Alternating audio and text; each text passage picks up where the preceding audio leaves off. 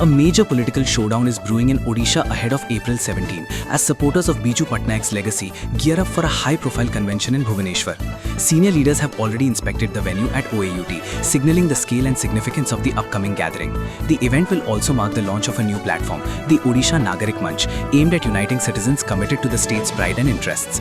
Leading the charge, Soumya Ranjan Patnaik has positioned the initiative as a movement for a healthier political environment. However, his sharp remarks questioning the exclusivity of political legacy have sparked a fresh debate. Targeting Naveen Patnaik indirectly, Soumya asked whether legacy should remain confined to a single family, asserting that Biju Patnaik belongs to the people of Odisha.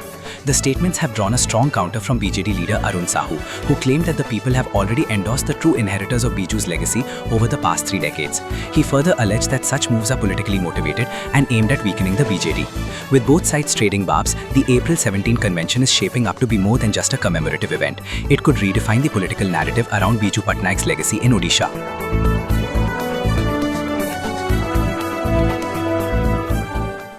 आसंता 17 तारिख रे बिजू बाबूंकर श्राद्ध दिवस पड़ुची। यही अवसर रे आमे किछि ओडिशा को भल पाउथवा व्यक्ति माने आमे ओडिशा नागरिक मंच गठन करबा पई निष्पत्ति नैचु। कोन पुओ माने केवल केवल करबे आउ के करबे नै।